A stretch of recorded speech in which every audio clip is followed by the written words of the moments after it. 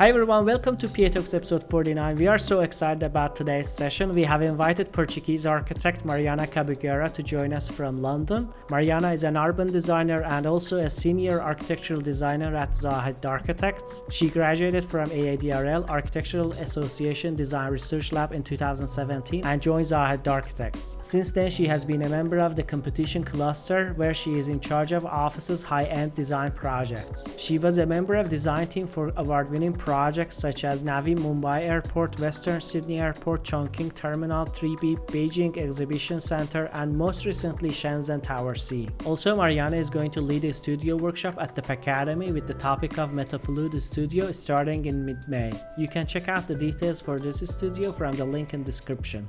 Before starting this episode, I wanted to talk about PAACADEMY, which is an architectural educational platform powered by Parametric Architecture to spread the idea of using parametric design and computational tools in architecture. PAACADEMY has broadened its work experience and collaboration with pioneering architects and designers dealing with diverse and numerous topics of computational design and digital fabrication. Don't forget to subscribe to our YouTube channel and hit the bell notification so you don't miss any new uploads.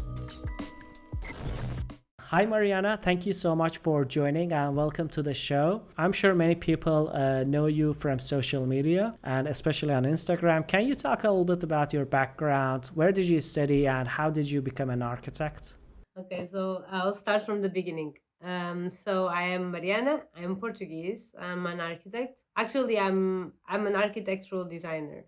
So I did architecture in Portugal, my first master of architecture. I did a super long academic years, which I really don't recommend.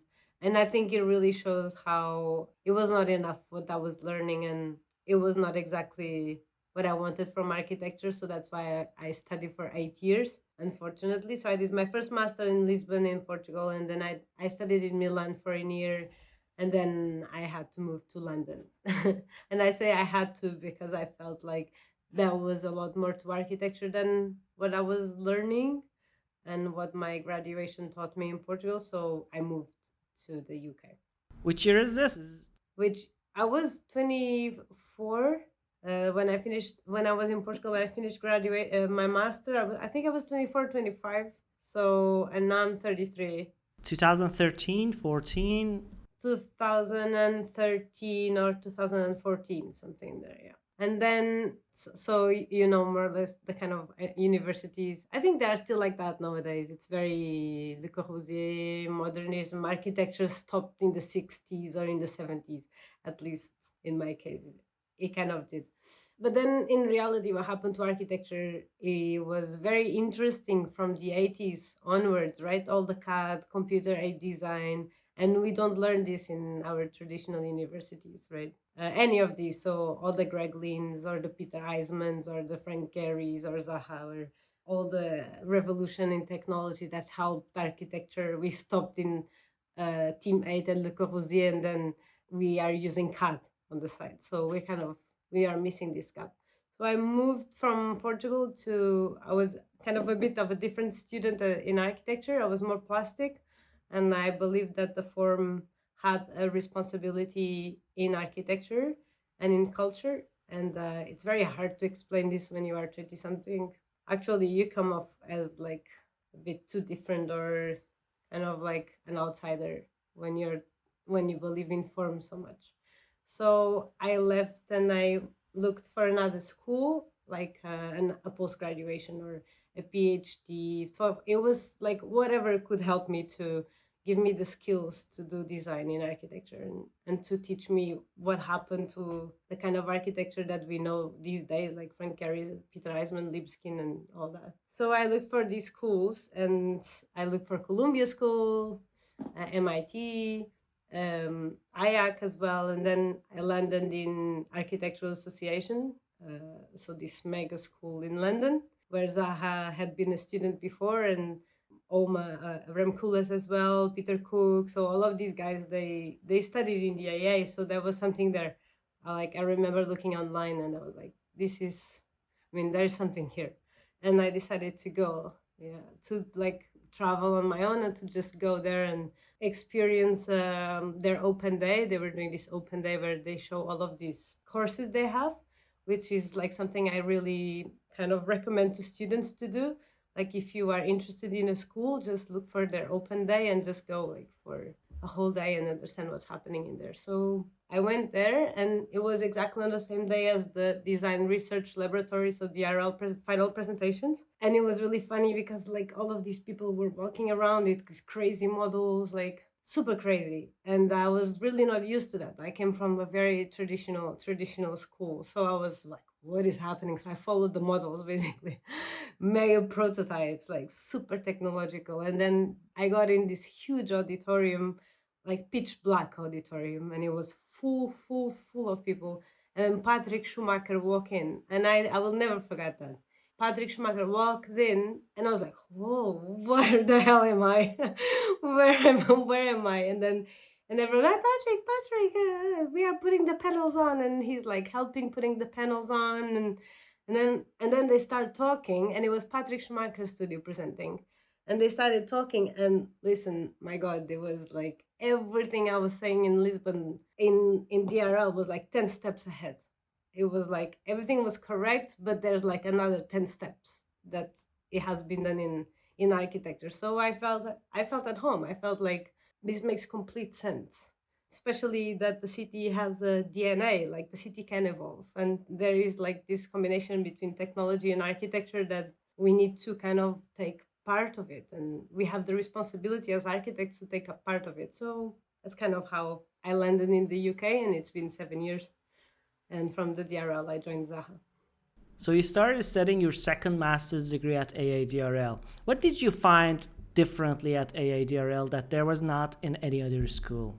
Well, DRL, like the real name is Design Research, and it was exactly what it said. It's research of design and design in architecture, okay, which is something that is very important. There is design in architecture that we try not to address when you are in a traditional school, but there is a lot of design in architecture. And when you start researching it, there's a lot of history on this design in architecture. So this research, DRL, it's about finding ways that bring the current technologies, whatever current technology that is happening, aiding design. So everything that is algorithm, in my case, it was a lot about algorithms and generative design as well. There are also other studies that are about technology in architecture in a way of fabrication way, robotic fabrication, preparing geometry for robotic fabrication. So it was everything that is about the current architecture and not the past one, which is something that other universities are so obsessed, to be honest. So that was something that the DRL was very different at. Yeah, definitely. There are many great professors at AADRL that they are pushing the school forward. People like Peter Cook, like Patrick, Theodore, Shajai, and many other great people that I know, most of them. Somehow they're in the front line of pushing the school forward and keeping it on top. This really makes sense, actually. How did you end up working at Zaha Hadid Architects, and what was the process of you getting into ZHA? So when I joined the DRL, I had no idea that there was a connection to Zaha. Before DRL, I read some articles about parametricism, and that's where I learned about Patrick Schumacher. I didn't even connect Patrick Schumacher to Zaha Hadid. She was alive at that time. I came to DRL because of everything that I read on parametricism, basically. So there was no connection to Zaha. At some point, when I joined, it was like the third day, I heard like a conversation between students saying, so you guys are applying to Zaha after? And I remember exactly who said, and this is a friend of mine these days. So like 6 years later, he's still my friend. And I looked at this guy, I was like, what? Like people ask this question, like, are you applying to Zaha? You know, like I came from Portugal. Portugal is really small. You really don't think about big firms or like you really think that you have to go to a small one and then a big one, which is a mistake. So when I heard like you guys are applying to Zaha after, I was like, whoa, like there's like a surreal chance for me here. So that's when I decided, okay, but I'm going to focus on the DRL, because DRL is a lot of work, like a lot of work. DRL, like you forget about Zaha, you forget that you need a job after, you're like DRL. So when DRL finished, that was one thing that I knew, that I had to have a good knowledge on the software for Zaha, which is called Maya. And that was the only investment during the DRL that I was doing for Zaha in that case. I knew I had to be good at the software, and that was like on the back of my mind. And then the rest, I was just like focused on the DRL. So when I finished, I spoke with Patrick Schumacher, and then I said that I was interested in joining. And then he recommended me to the head of the competition cluster, to Paulo Flores and to Melody. And I basically got an interview with them, and I was like nervous, and I was going online on YouTube on like all of these military tricks to kind of control your breathing and control your nerves, and like, meditation 101 in 5 minutes. And You were that excited. yeah, I was, and I was like reading all of their bios, and I knew all of their work. I knew everything that I had to know. And I was like outside of this building, like the old building of Zaha, like I don't know what they thought about me, but I was like, like breathing, and like, and then I got in. I act super cool, super normal, super chill, like you need me as much as I need you, so let's get on with this. And yeah, and then I got hired, and it's been 5 years, yeah, on this cluster, on Zaha cluster. Congratulations. You've been there for 5 years, and what do you see is unique about Zaha Hadid Architects that keeps it on top of the industry? And maybe you can discuss the methodologies, you can tell about the ideas, design process. What is something unique that makes ZHA on top of the industry? Even after Zaha, ZHA is really doing good in the last couple of years. Yeah, I think it's very subjective. I'm going to say what I think is unique. I think other people have probably different opinions. I think there are probably two things in this office that are extremely unique.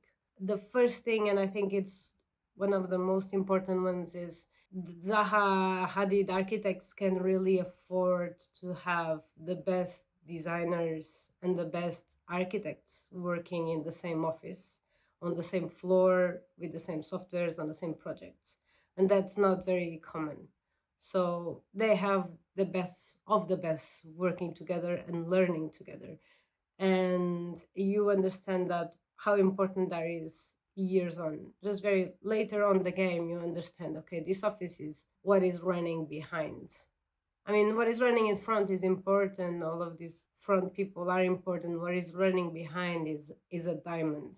They are pearls. Like, I don't know if I will ever get the chance to have my own office with people as talented, as committed as the people who are designing at Zaha.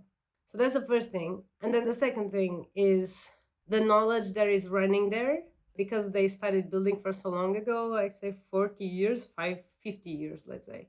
I'm not sure. There is this knowledge that keeps passing from like the most experienced people to the new people. And this is also like a diamond inside of that office, because we do complex geometries, or they do complex geometries, but there's always someone with a bit of experience on that complex geometry, and then someone else who can complement that, and that gets passed. So those two things, those two little things, are probably the more unique part of Zaha, is the experience that the office has, and definitely the people behind the screens. Right. I'm going to ask you about the working culture that you've mentioned earlier. How does the working culture at ZHA work? For example, you're from the competition team, and what happens when you win a competition? What's the process? Who takes care of the project after that? Maybe you can talk a little bit about this? Yeah, okay. Yeah. Let's take like one competition, for example, like as a demo. So you get a brief, they get their resources. So when they say resources, is how many designers we can have, how many senior designers we can have, how many leads, and there's one director. And they get like a small group of designers, let's say.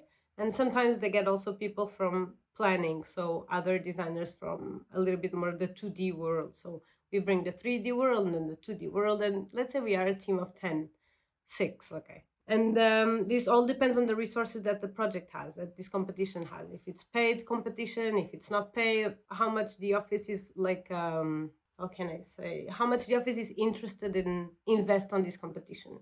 And that also tells how many resources you can have. And resources is us, so people working behind the screens. Yeah, that's something that is very important. So let's say we are 6 designers. We get the brief. 3 of us or 4 of us start doing like 1,000 of different options on typologies, on topologies. Okay, they are not like this creative craziness. It's about the buildings that have been done in the past, the buildings that the office has been done in the past, and we brainstorm together. We bring the director. We all discuss what's the best way to go. We pick one of the options. All of the other options die. So all of us designers have like thousands of dead options. Some of them are really good actually, but they didn't make the cut. And then the whole team decides, okay, let's work on this option. And then you basically increase the number, the size of the team, and you start like developing this option till you get like not construction drawings, of course, and this is competition, but let's say a Rhino healthy stage with good 2D documentation. And let's say this is a competition on average 3 months, and then you submit and you start a new competition. Right. I've been talking about this with some other people at ZHA as well. I was curious to understand if there are different clusters of specialities that they are working on all projects, or there are different teams that each one of them has its own computational designer, for example, its own BIM specialist, or that they are just taking care of certain projects. Maybe you can enlighten us a little bit about it. Let's say it's a big office, so it has like small departments. We call them clusters. So you have like the Z code cluster, and they do all of this research. I bet you know this. And then you have the design cluster, which is more interior design. Then they have our cluster, which is more competitions and commissions with, I would say, high standard design. And then not that the other clusters are not high standard, but there is like a and then you have all of the other clusters. You have cluster 1, cluster 2, cluster 3, and like they all have their own projects. And then you have the beam cluster. And when you're doing resources, so when you're like a director managing resources, you're getting 1 person from beam, 3 people from the ZH cluster, so my cluster, 2 people from the code cluster, and then you go for a competition. So they're kind of shopping from cluster to cluster. So you always talk about fluidity in architecture. Can you tell us what exactly is fluidity and what are its principles? So I would say that fluidity is probably an iteration of organic architecture, because organic architecture was coined by Frank Lloyd Wright. As we know, it was mostly based on nature. And then there is something about fluidity in architecture that is not just nature, but it's also about behavior. It's also about humans. So it's the way we dialogue, it's the way we talk, it's everything that is human related is actually fluid. There's nothing stiff about us. This architecture that we have been creating, we have been kind of enforcing these spaces on us, and these 90 degrees, it is as artificial as it could be. And the reality is, if you question yourself, like if you really question yourself, what would be the best type of architecture, of the best type of spaces that humans, that comfort would give to humans? Would it be a stiff space? Would it be a stiff city? Most likely not. Most likely it will be a fluid one. And I'm being biased. And I'm already giving you the answer, but if you really think about that, does your best comfort comes from your 90-degree corner of your bedroom? Probably not. We made that up a long time ago, and then we decided to stick to it. And then we decided, okay, we're gonna stay here. Since the Stone Age, right? Like we have a rock, we have another rock, and there's a T, and this works really well with gravity. So let's go with it. And then we forgot everything else. We forgot that humans are fluid. The way we behave and the way we think about ourselves and the way we think about life is a fluid way. The way we travel in space is a fluid way as well. So it's not just organic because it's not just nature, it's also us. And that's what I take as fluid architecture. Right. I'm going to point out a question out of the script. What are your thoughts on parametricism and the style that Patrick Schumacher is mostly promoting it? Is fluidity inspired by parametricism? It's a hard question, but I'm going to be very honest and transparent about this. I think that at some point, I've said this in the other podcast and I'm going to repeat. I think that 90% of the people who talk about parametricism don't know what parametricism is. And the other 10% who know also know that most of the things that we see are not parametric architecture. But in a way, we tied parametricism with an aesthetics, with an aesthetics that recalls Zaha and recalls fluid architecture. So we see fluid architecture and you Google fluid architecture and parametricism comes after. It's wrong. They are not even, they don't have to be connected or correlated.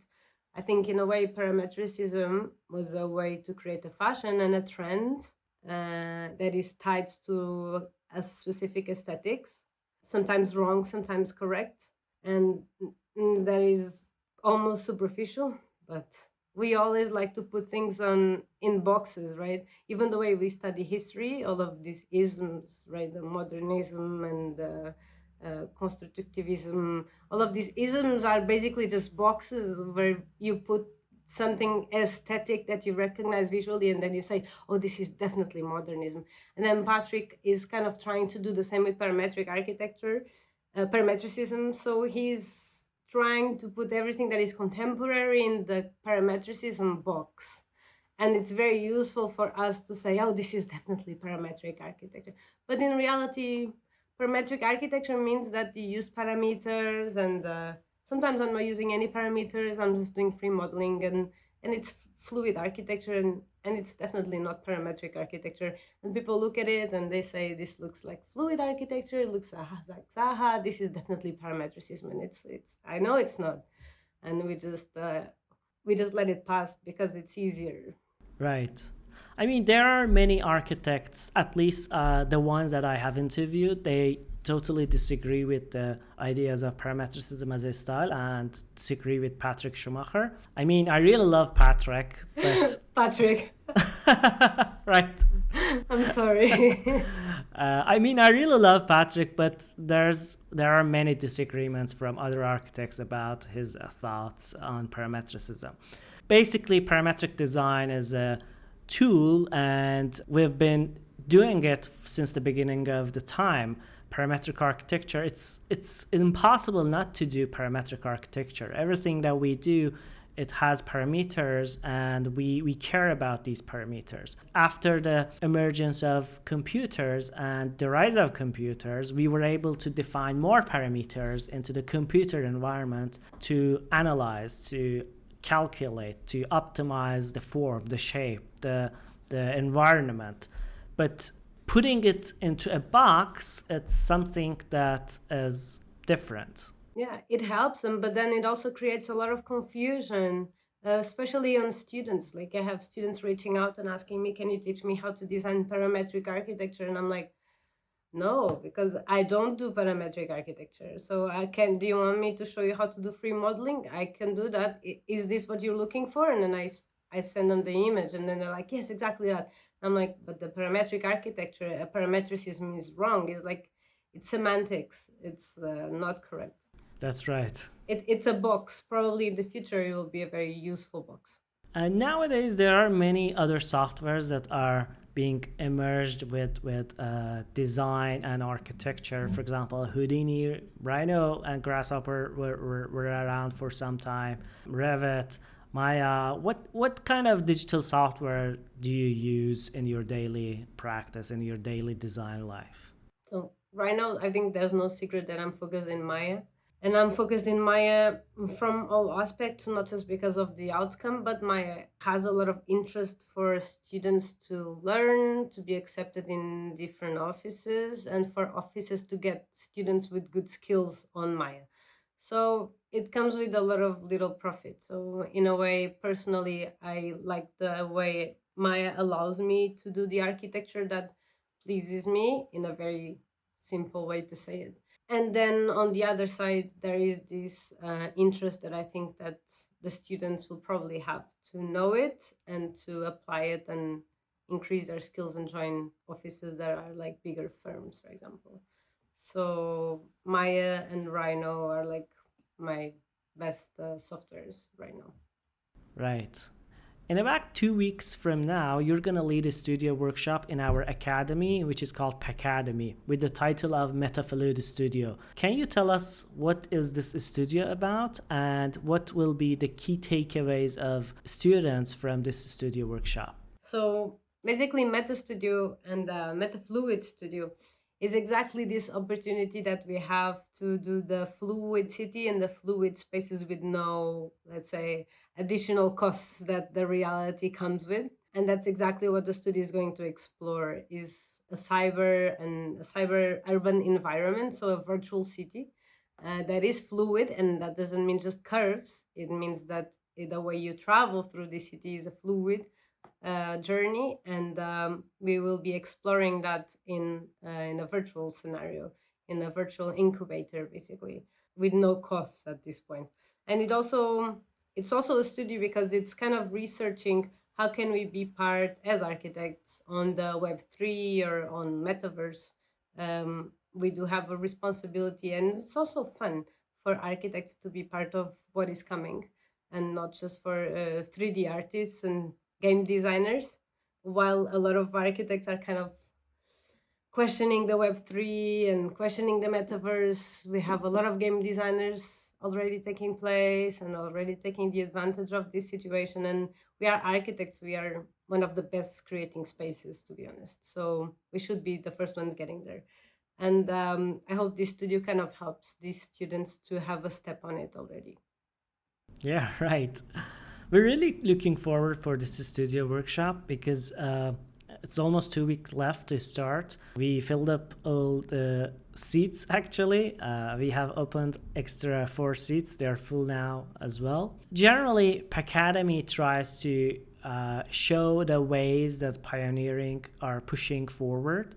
And with the emergence of new tools and technologies, there are different alternative paths that architects can take. For example, designing for virtual worlds.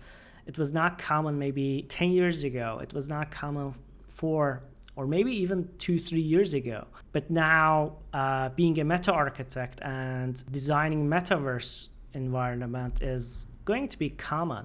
And we try to show different paths that architects can take in their career. And for this specific one, combining fluidity with virtual worlds, it's gonna be something really unique, I think, and I really can't wait for this studio workshop. Yeah, me neither. Me neither. I think we need to stop being this afraid of the new stuff that is coming, because it has so many opportunities, and to watch other people taking it when we could take it earlier. I think it's the best time for architects to engage on this, and that's why I'm also super excited on the studio myself to like step on it and to also understand how does this work for architects, and how can architects contribute on creating digital cities, right? We do the virtual cities and we do the real cities. Can we do the virtual ones as good as these ones, and or better even? So yeah, I'm super excited as well. Exactly, right. Mariana, how do you use social media? This was a question that we received in our messages to specifically ask from you how you are managing your time. For example, you go to gym, you go to cafe, you go gathering with friends, you work hard. You're doing great at work and on everything, but you also have time to post, you also have time to take pictures, write captions, teach workshops. How you're doing this and how you are keeping this in balance? It's a super hard question, and yeah, you're right. They and I get that asked a lot. So it's hard because the obvious answer is the answer that no one wants to hear, but it's time management. It's awful, but it's a reality. Time management, it was something that I was the worst at when I was in university. I was wild. I was wild in the way I was organizing my time. It was completely chaotic. I was working till hours that I killed nights and nights and nights and nights. And then when I understood how bad I was at time management, and I actually got a comment from a teacher on my final master thesis on how bad I was on time management, I decided I'm going to put my head and I'm going to put all of my energy on time management. And then with time, I really understood that what I need to do are tasks. I do also procrastinate a little bit, but I also don't let that procrastination go very far. And I have my daily tasks, and from this hour to that hour, I'm doing this and then that and then that and then that and then that. And this sounds boring, but with time, it's very fluid. The way you control your time is really important. And I sleep 8 hours. I don't kill my sleeping hours. They are gold diamonds for me. And about social media, I think at some point I understood that we are also connecting in this world through social media, like you know. So we do have our little metaverse for ages now, where we are communicating and we are kind of dialoguing on another dimension, which is, on my case, it was just Instagram. I never had Facebook. And when I understood that there was this world happening and these new trends happening on the side, I decided, okay, I'm going to invest on this as well. And I'm going to put my time on this social media in the same way that you put as well, for example. Exactly. That's absolutely right. Today we have reached to 1 million followers on Instagram, and congratulations. Thank you.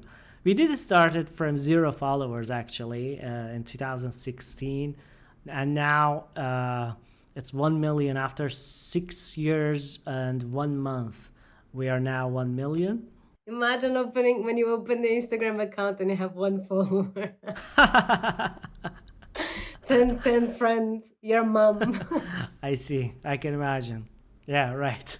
And it is time management, right? You're not just organically feeding your Instagram. You're not organically just posting. You are tasking. It's tasking.